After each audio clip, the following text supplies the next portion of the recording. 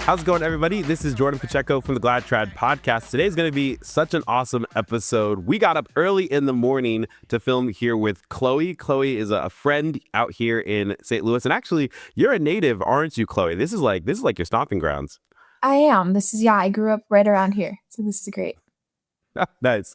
We're going to have such a great conversation, guys. We're going to be talking about Chloe's conversion.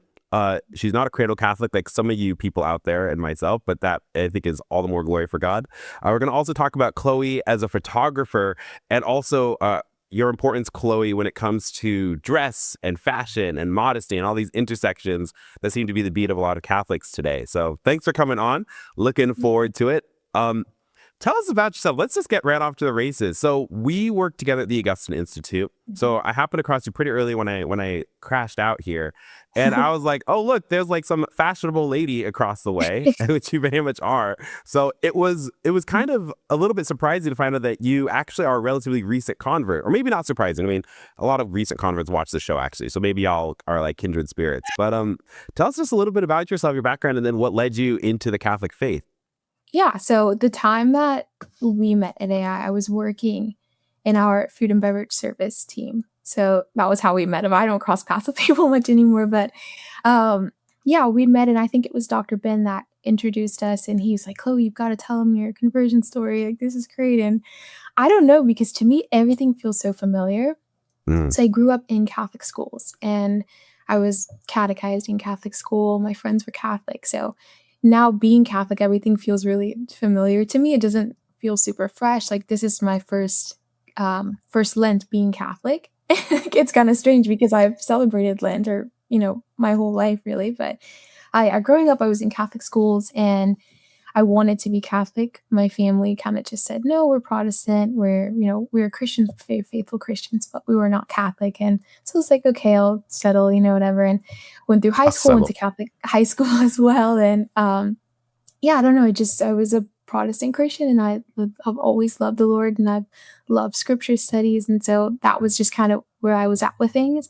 After graduating high school, I moved to Florida with my family, and of course, you need to find a new church when you move. So we had moved and we visited a church and we liked it for a bit. And then this or that came up and we wanted to switch to another church because we didn't like it for this reason or that reason. And we just been searching and searching for a church. And I was kind of wearing me down going to all of these like mini mega churches with if you're familiar with the strobe lights and the TED Talks. And it was like the big concert praise and worship stuff. That's exactly it. And I don't know, I just really felt something was missing, because you would go and you would feel this really emotional response with, the lights were dim and there were strobe lights, and those singers are beautiful singers and musicians. It was wonderful for a concert. But then you almost leave feeling empty because there's like this big adrenaline rush, and then you sit down and you have this kind of a talk about this topic that rotates every year, depending on the season, and just felt like something was missing. And then there were things that were kind of off about the teachings at those churches. And so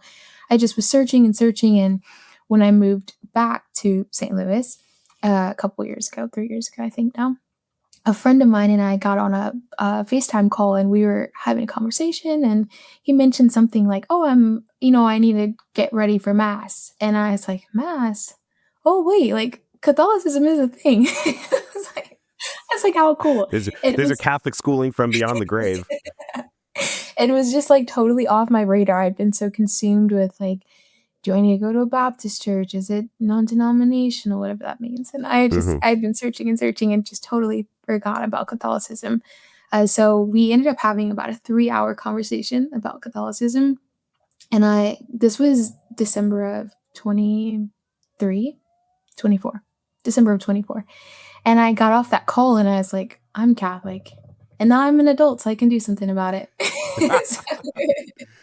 I want to unpack some stuff that you said there, because you said you grew up going to Catholic school. That's correct. And you got to understand, for a cradle like me, I've never understood, and this is very common, that Protestants send their children to Catholic school.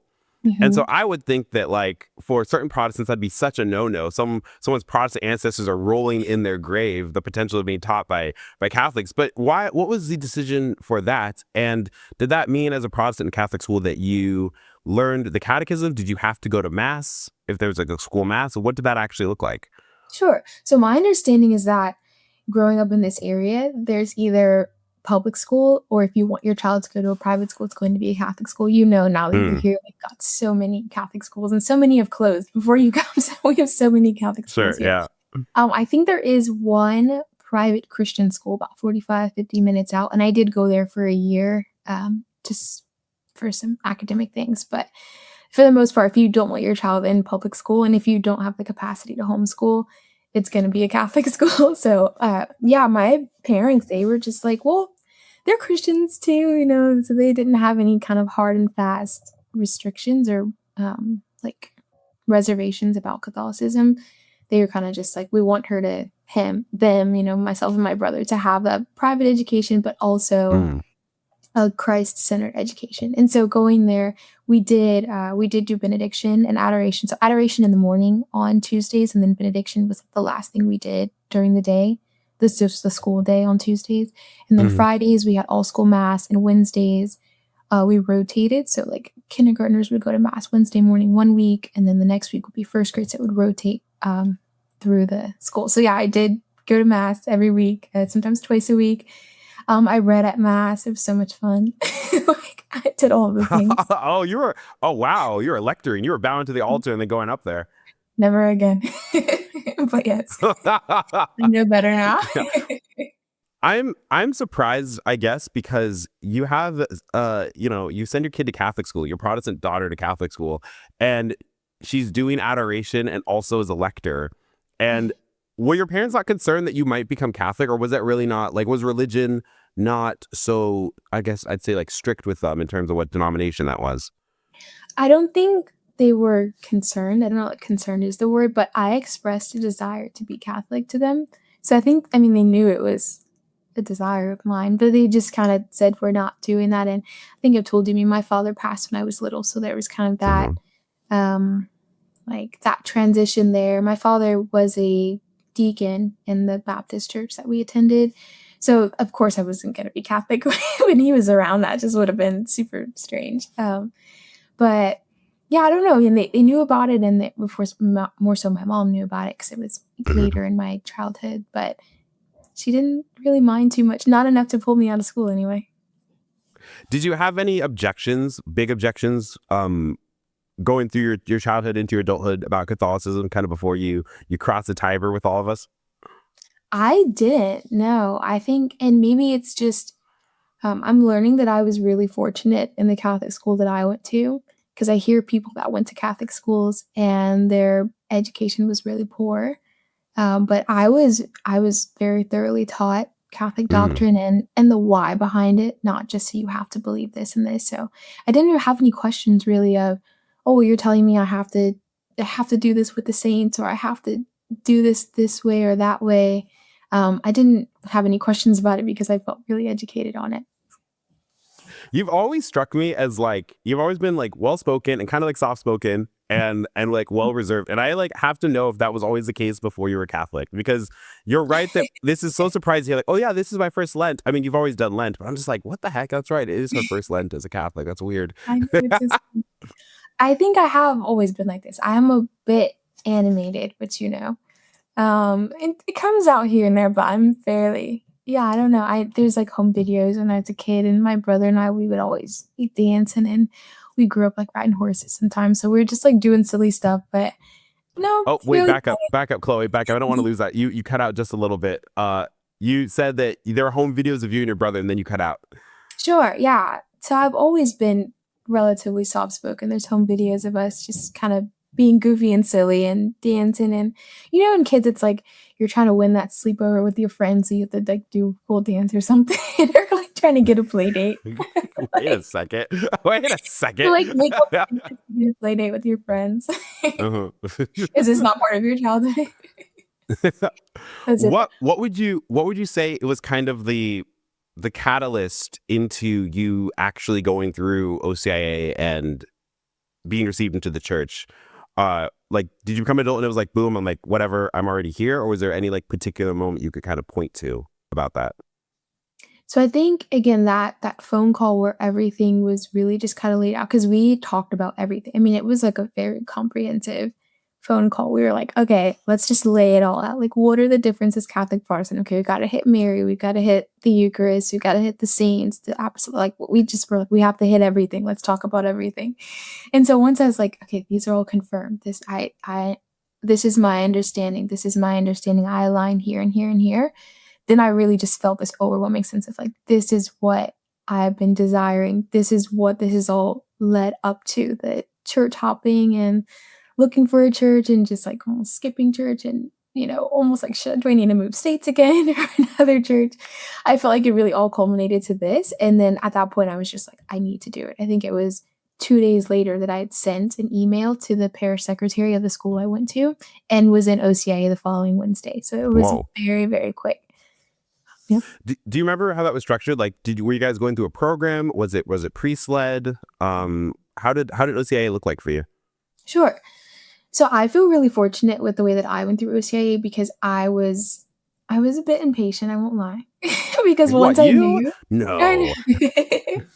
once I knew, I was just like, I'm so ready to be Catholic. And when you have that overwhelming awareness of Christ is truly present in the Eucharist, like you don't want to be away from it for another day. I was just like so ready to receive Christ. So this was, again, it was mid to late December. It was right around Christmas. I'm 24 and I'd sent that email, I think a day or two before Christmas, something like that. And I was able to jump into OCIA in January instead of starting in, I think it starts in August usually, July or August, and then it goes through to Easter. So I was able to jump in January. And I got fast-tracked. I felt very fortunate that I was able to do that. And I didn't have to wait the following year. Oh my goodness. I'd be in OCIA right now. Can you imagine? And that would be wild. And I was already baptized, so I think that played a part in it. I did have a bit of an interview with the faith formation director at the parish that I did OCIA prior to being able to be fast-tracked. So I think that played a part in it, him just kind of understanding, okay, this girl, she knows what she's talking about. She's not just like some impatient girl who wants to, like, I don't know, converting for like a husband or something, as some people do. But yeah, so it was really neat. It was led by a faith formation director, so just a lay person. And in my year, there were about 9 of us, some baptized, some were not. It was really neat too. I think the oldest in there was maybe 65 and the youngest was about 12.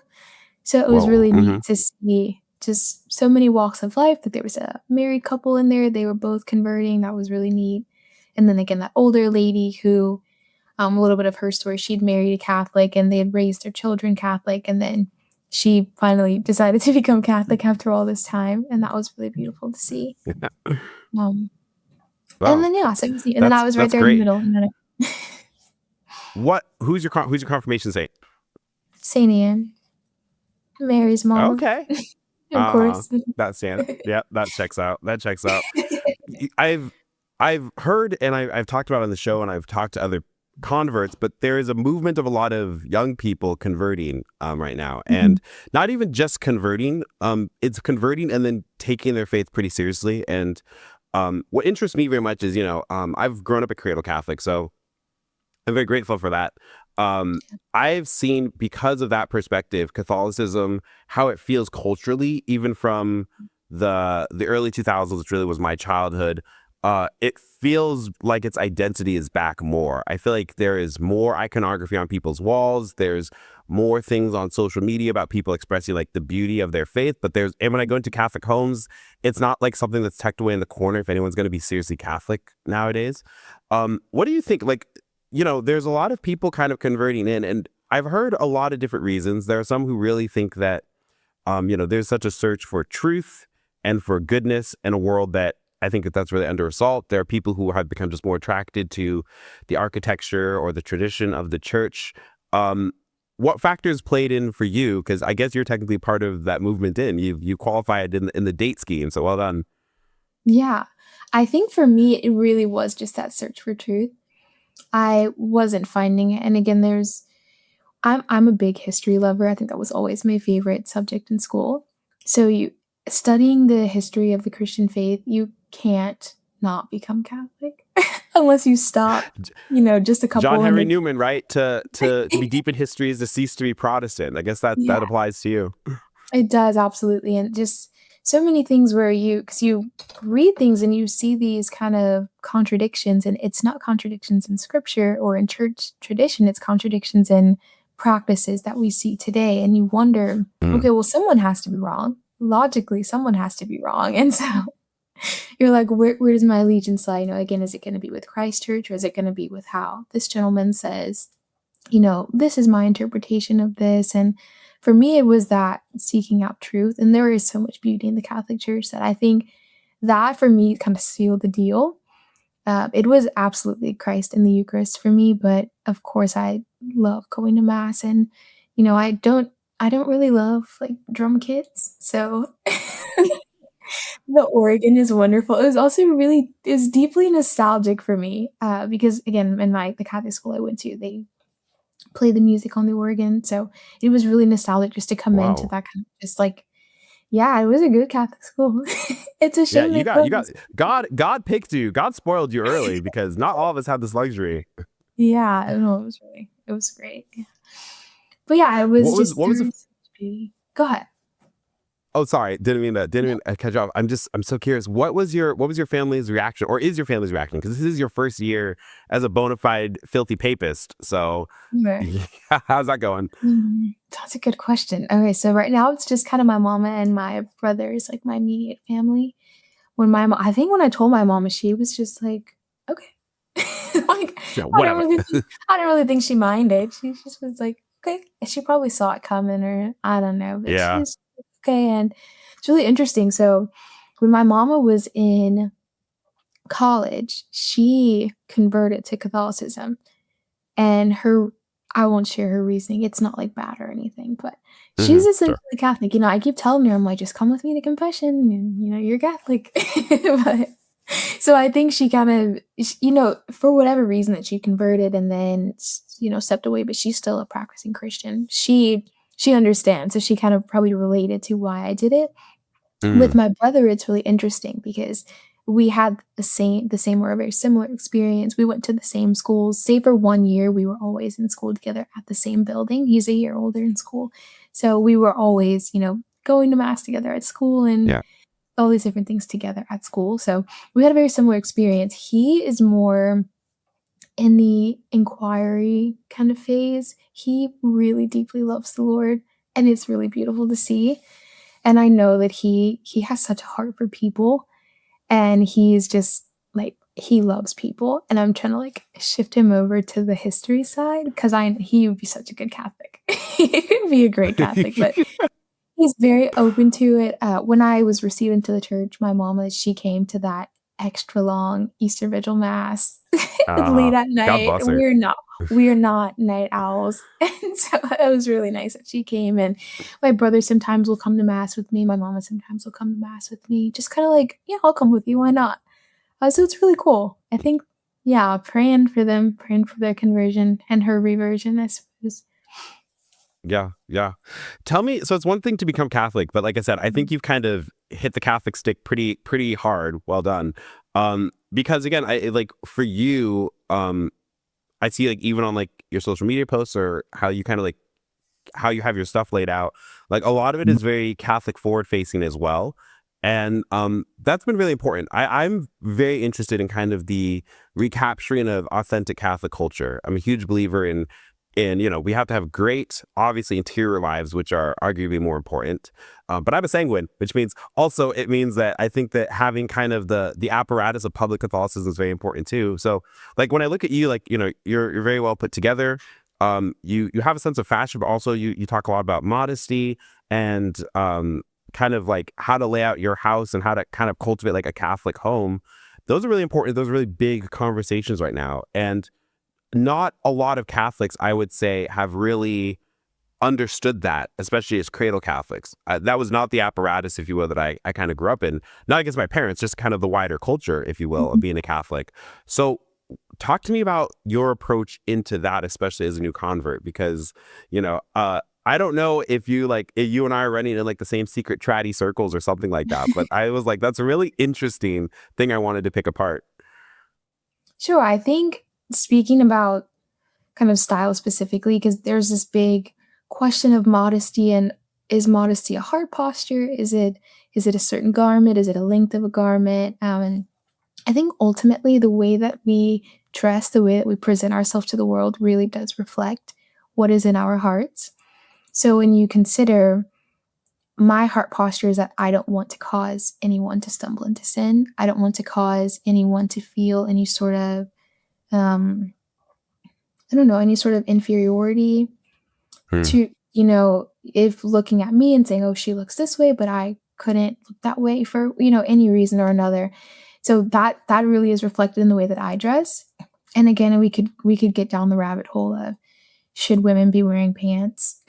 That's a whole other rabbit hole we don't need to go down. Oh, No, snap. We're going there. All right. we don't need to go down that rabbit hole.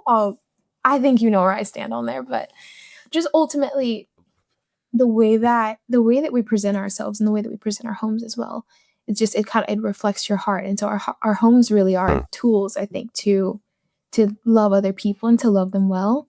Same way, really all of our possessions are just tools to love other people well. So when you consider that, and you consider that your home really can be a witness. When someone comes over for coffee, if they were to just see like, modern or abstract art on the walls, it really doesn't witness anything. But if Hmm. someone comes in and they see sacred art, or if they see, the holy water font, there's like, oh, okay, something is different here. Something is different about this space, maybe about this person, and it kind of draws them into something deeper than just that surface level kind of keeping up with trends. I have to tell you, so I have a holy water font outside, right in my entrance Mhm. way. And I've never understood why holy water evaporates so fast. I think that's how they get you coming back. Like my epiphany water is going straight through. I have such a no motivation ever to refill it because I'm like, it's just gonna be gone when I get back, especially here in Missouri. I'm like, it's just gonna be gone. I know it's just gonna be salt at the bottom. You can't fool me. That's so funny. Yeah, I have a little bottle. Mine goes so quickly. So I have this little bottle that I cross myself every morning just with the little bottle, because when I fill the font, it's immediately gone. It's so quickly, which is a huge bummer because it's kind of nice when if you're leaving your home or something to take it while you go, but it's like, well, it's empty. I'm just gonna pretend. What you said there kind of about, this intersection of what I think is kind of like reclaiming a proper Catholic identity on our persons, right? We are temples of the Holy Spirit. And then also kind of in our homes. This for me is a lot of the crux of what's been lost. I call myself a traditional Catholic, wasn't always necessarily that case. Part of that for me stems from the beauty of the liturgy, but it's not, the liturgy is not meant just to be something that we keep as a secret, as under a bushel basket, right? In fact, the word mass, Latin from missa, means dismissal. So I've become more and more conscious about how to carry myself, but also with my home here, like how conscious do I want to be to know the people to know that I'm a Catholic, or like I'm trying to cultivate a Catholic lifestyle. Mhm. And that is reflected in our dress and the art that we put on the wall. You're so right about art, or music that you have playing when friends are over or anything like that.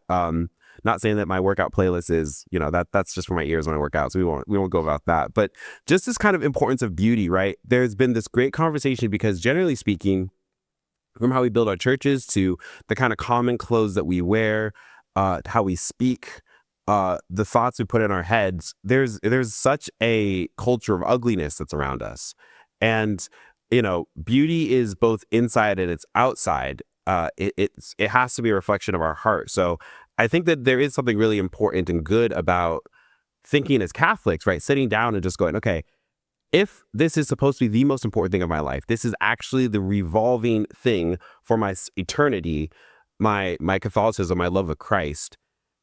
Do I allow that to seep into the other aspects of my life, or do I just kind of keep that as one private thing that I do on Sundays and or do for social media, and then nobody knows that that's what I actually am when I'm out in the world, you know?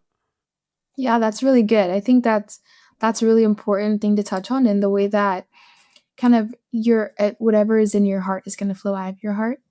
So that's one of the kind of the markers of if someone is about their faith. If you just see it on their social media, or if you just see them at mass on Sundays, but then you see their interactions throughout the work week, and it can kind of make you wonder. And it's not up to us to be scrupulous about other people's faith, but it does make you wonder, and it kind of, in a way, it does dampen their witness, and it's a shame to see that. And if we could be a light to the opposite and to show that we are about this is really what is flowing, and it's a good thing, and it's a wholesome thing, and we enjoy it. Show the beauty of the faith, and that it's not out of duty that we do these things. It really is out of a love for Christ and a love for our neighbor.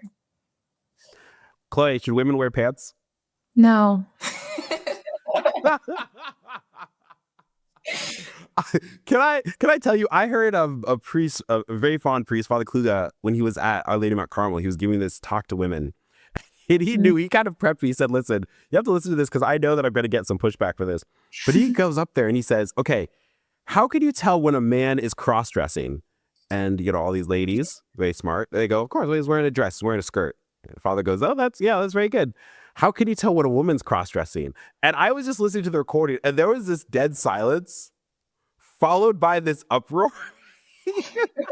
What? And yeah, so I will allow the fairer sex to weigh into that far more hardcore than I do, because no one wants to listen to me on the topic, and that's okay. I will keep it that way. Yeah, I think since from the time of the fall, really, it's just women have this kind of combative issue, and this is just our cross, and we really have to work hard to get around it. Because you'll see, how do you know a man's cross-dressing? Because he's wearing a dress. How do you know a woman's cross-dressing? Well, given the times of the culture, women can wear pants. And it's like, why do we get this lengthy explanation? Well, men used to wear kilts, and oh my goodness, it's like we just go over it and we talk in circles, and we're not ever really getting to the point. The fact of the matter is that we can understand that certain levels of dress, certain garments, we can leave it at that, really, garments are suited for a man versus a woman. And if we want to say, well, getting into the what makes pants immodest for women, and we say, oh, okay, well then I'll just wear loose fitting pants or whatever. I think really it comes down to more of just clothing that honors the femininity of a woman, clothing that just looks beautiful. I don't think men want to look around and see women in power suits. It's not beautiful. It's not feminine. It's not. No, who wants a bunch of Hillary Clintons walking around? Oh my gosh. Yeah, not at all. And that really, I think, is just like a big falling out from the feminist revolution, which is a whole other thing in and of itself. But this kind of wanting to be equal with men in a cultural way, because men and women are equal in dignity, but not in their roles, and certainly not in the way that they are represented in culture. But doing this kind of wear the power suits and climb the corporate ladder and want to make yourselves equal to men is, I think, where that comes from. Of there really is no difference between him and myself. Just look at us. There isn't a big difference. We're wearing the same, trousers and top. There's no difference. But when a woman wears a dress or a skirt and, is elegant in the way that she walks through a space and the way that she presents herself, there is a big difference, and people respond to it. Yeah, and I think, you hear about these like power dynamics, quote unquote, between the sexes, which is a complete, I find it a complete postmodernist feminist kind of lie. So the greatest example that I can say is this. You were talking about even like the idea of power suits. Feminism, I think, especially that came out of the sexual revolution, one of the worst lies it said that the sort of natural strengths that femininity have are actually a poison, and that women should actually become what I would say are not men, but the worst kind of men, which is men who are obsessed with career, hookup culture, climbing a corporate ladder, like all these kind of, who can drink, smoke, and fight. It's like, and it doesn't quite work. And I was watching a podcast. It was a haberdasher who's also like a suitmate, who, making suits also. And he was talking about the importance of dress and how he dresses like a lot of guys who are in very big positions of prominence. And the podcasters naturally asked, how do you dress a woman for that kind of job? And he said something interesting. I've been really thinking about this, especially as a Catholic. Like the greatest saint ever is Our Lady, right? Like she's queen of heaven, and she's queen of heaven, like the most powerful saint, if people want to put it in those dynamics. And precisely why is because of her femininity, not because she's trying to be something that she's not. And equally, the Catholic faith, like I think about who are like the most, like when you think of a powerful woman, what does it look like? And you and I are history minded. So my idea is I was like, I mean, Queen Isabella looked pretty powerful. Like, like if I was to, like, I think that when, and for me especially, like I love classic Hollywood movies, for instance. And one thing I love about them is that you have these fantastic female characters who are fantastic precisely because they're female. Where now with a lot of Hollywood movies, there's this unfortunate, like real serious, I think, hatred of the feminine. And as a result, I find that female characters, especially ones who are really trying to just be men, are extremely boring. And that's really unfortunate because that's really, I think, ruined a lot of essence of really great storytelling. So I'm hoping that culturally, like we're kind of coming to this realization that feminism's cancer. And that, you know, it doesn't mean that women are, and you said it right, like men and women are equal in dignity. There's not an inferiority going on there, but they serve complementary roles to each other. And that is going to be expressed in how they dress and how they interact and how they act. And that's wonderful. That's nothing to be ashamed of. And hopefully we're all done with this whole postmodern BS we've been having, because I'm kind of ready for some cultural revival here. Yeah, that would be wonderful. And I do notice it, which I think is really it's really encouraging to see that, you know, after if I meet a new group of people, for example, and I first started at Augustine Institute, you know, you show up on your first day of work and you're wearing a dress and no one cares. They're like, okay, she's wearing a dress today. And then you show up on your fourth day of work and you're still wearing a dress. And they're like, okay, maybe she just, it's summer, maybe she likes dresses. But then it's 2 months later and you're still wearing dresses and people realize, I've never seen you wear pants. Like, do you own pants? Why have I never seen you wear pants? And then it kind of opens up an opportunity to talk about it. Why don't you wear pants? Or do you wear pants? What are your thoughts about this? And it opens up that conversation. And then the way that some people receive it is really encouraging. Oh, I've never thought about it that way. Oh, well, I think I'll start wearing dresses more. I think it is very pretty. I think it is very feminine. So it really just opens up those conversations. Again, when you live as a witness, when you just do it to glorify God, but he'll use those little moments. I don't want to call it obedience because there's no official teaching on it. You can wear pants. I'll leave that I was out gonna there. say obedience is a bit of a funny word here on my podcast, let me tell you. Oh, goodness. I'll say obedience to my convictions. I'll leave it there. That's Which right. is you have to. So. Yeah, that's right. Mm. And not to mention, I think I have a picture of you from the old country you sent on one of your photographer gigs, and I think you're wearing pants back then. So I do have blackmail if you get too big for your britches, so to speak. That's totally fine.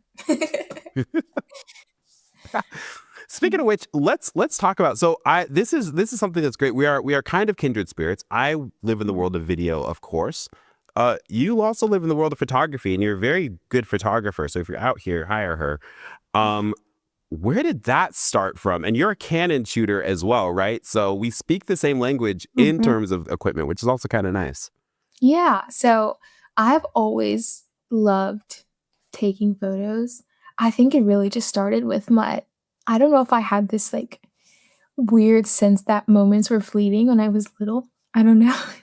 But there's so many photos of me taking photos when I was like 2 years old, 3 years old, 4 years old. I always had a camera. My family, we had a digital camera and I was always taking photos. It was just around the house, photos of our dog. If we took a family vacation, I was always taking photos. I would take it to school and take photos with my friends. And I don't know, I've always loved just capturing moments where people were just really joyful. And I think it's beautiful to go back and look at photos and see this was a really beautiful time. We really enjoyed this. These people really enjoyed the company of one another. And they're not, when I was little, they weren't, beautiful for any reason other than just the joy that was in them. I'm sure like the composition was wonky and it was an old camera in early 2000s. So I'm sure like it's like 9 pixels in the photos. They weren't great, but I just really enjoyed taking those photos. And so when I got to high school, I joined my high school's yearbook club and originally I was just going to design the layout of the book. But then we realized we need a bunch of photos for this book. So I ended up taking photos through, I guess it was my sophomore year. I ended up taking a bunch of photos and they really loved them. So I think I took the majority of the photos that were in my school's yearbook, save for the portraits, of course, of the students, which was really cool. When it comes to like the kind of stuff you really enjoy taking photos of, what does that consist of? Families. Yeah, It's been you're a families. portrait When I photographer. started I am absolutely. When I started my business in August of 2020, I started with families because that was what I was immediately drawn to. And I really, really enjoyed that. I did weddings for about 2 years in tandem with families. So I never stopped doing family portraiture, but I did weddings. I didn't love it.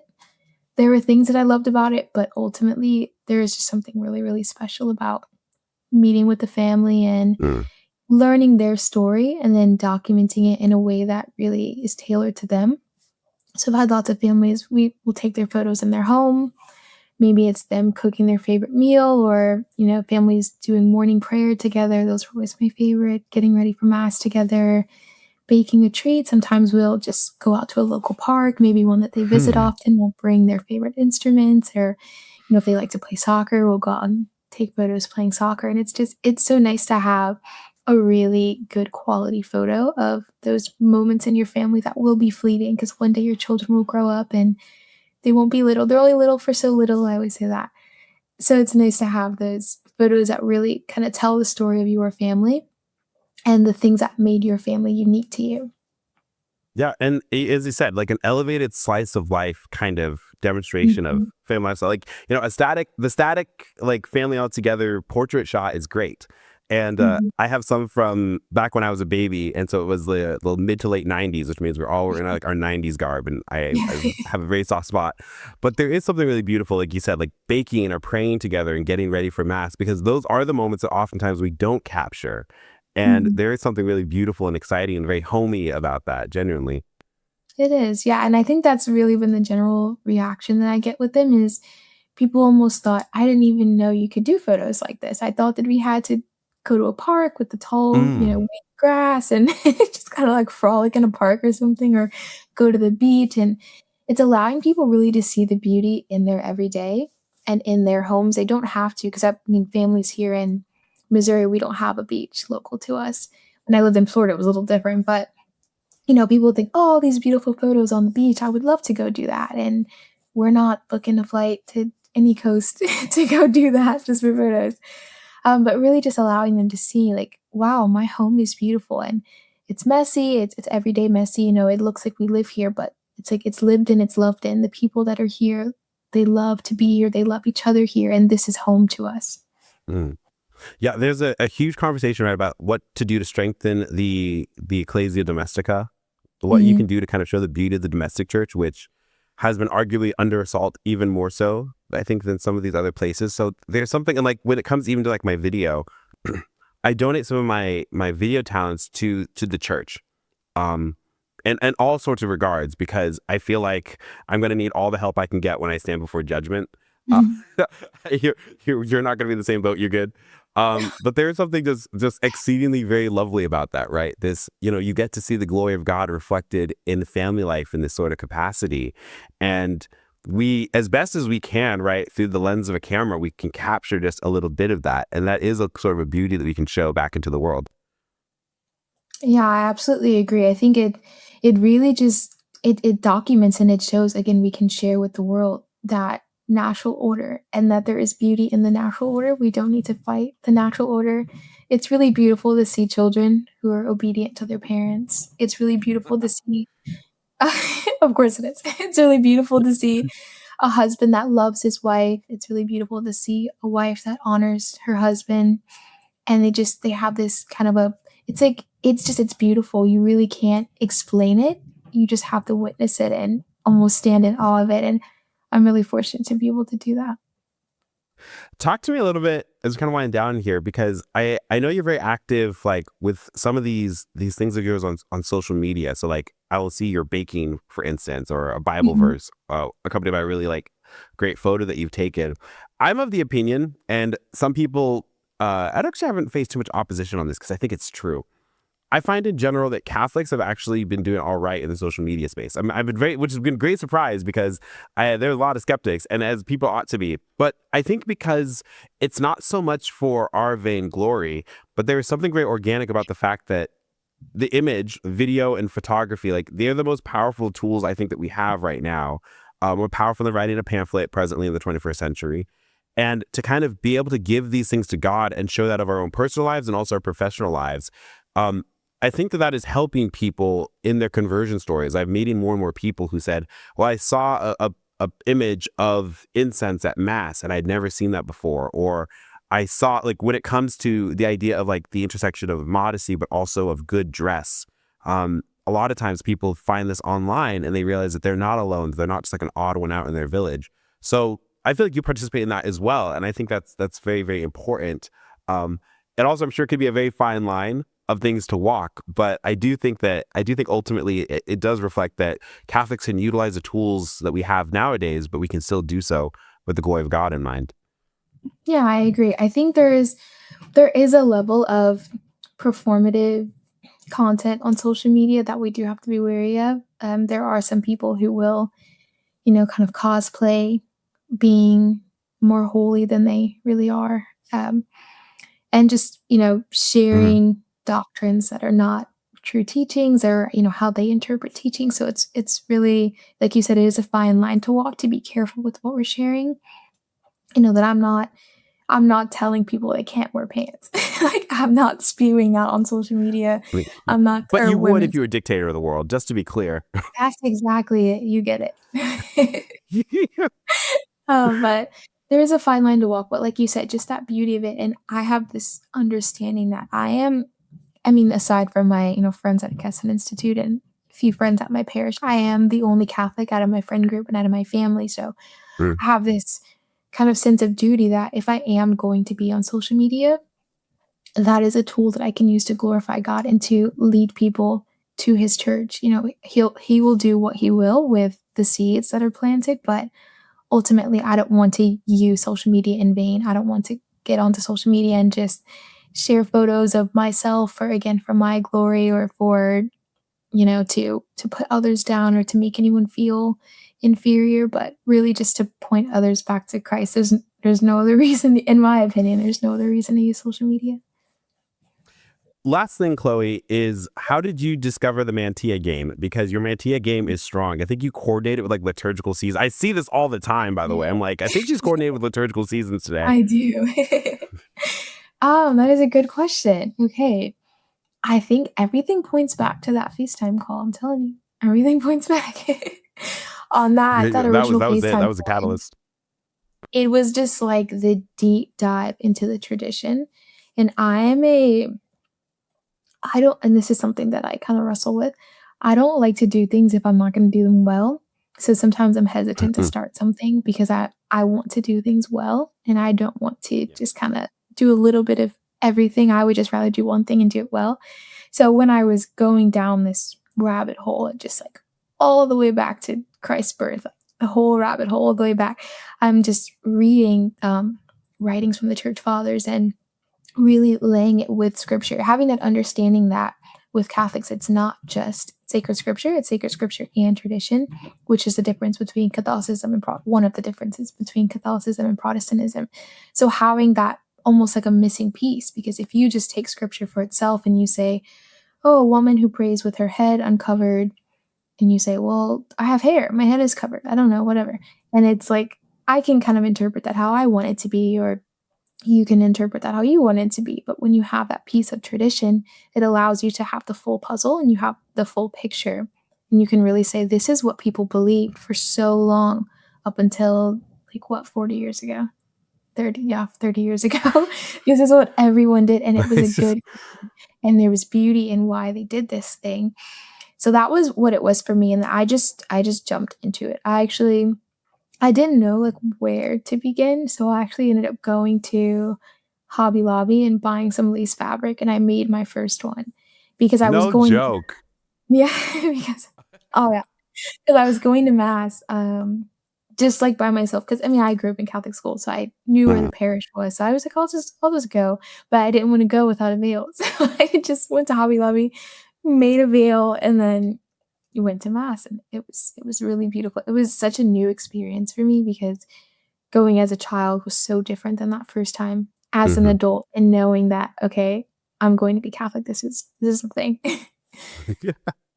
Yeah, I'm noticing there's this return of veiling. I swear I did not see chapel veils except for First Communion, I guess, Mhm. until I started going more in the traditional Latin Mass. But I do love and encourage how it's popping up even for those who might not majority of the time or exclusively attend the traditional Latin Mass. I think it's such a great return. And you're right. Up until the 60s, um, the mantilla comes from the Spanish tradition of Catholicism. The English tradition is what Americans are supposed to derive from. So actually, we were supposed to be hatted more, at least until you're in the Southwest, at least. But I think chapel veils are superior anyway. I'm just going to say that. Although like a Mhm. decent hat and mass, it's okay if you can see around it. So I love that. I think it's so great to see, like, again, women kind of reclaim a very important aspect of holy femininity through the understanding of veiling. I don't have to worry about making my own mantillas, so that's okay.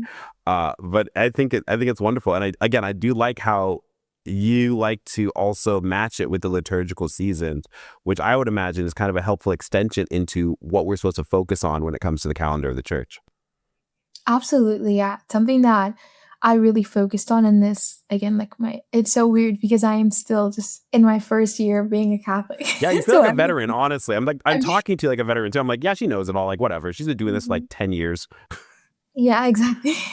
Everything is really new though, and again, I want to do things well, so I'm really leaning into, in a way, of not pressuring myself and overwhelming myself, but as much as I can honestly do, just really diving into liturgical seasons and saying, how can I recognize these things? This is something that is missing in the Protestant church, and there's so much beauty in it.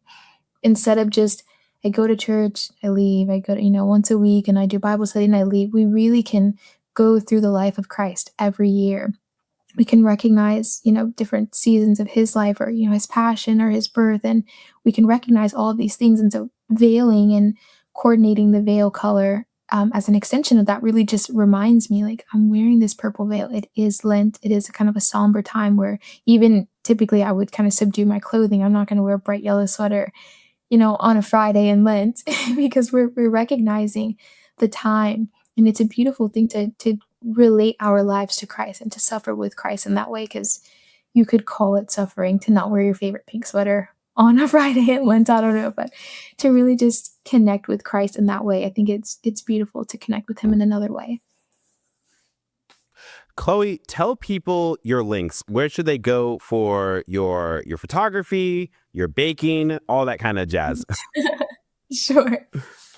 So I actually just got off of social media, like, this week. Oh But wow. now I Okay. feel like I've maybe been outdated. I'm late to the party. now I feel like I should be back on social media. I don't know. But I do have a website for photography, which Mhm. I can give you the link because I don't wanna Yes. spell it out. People, it gets lost in translation.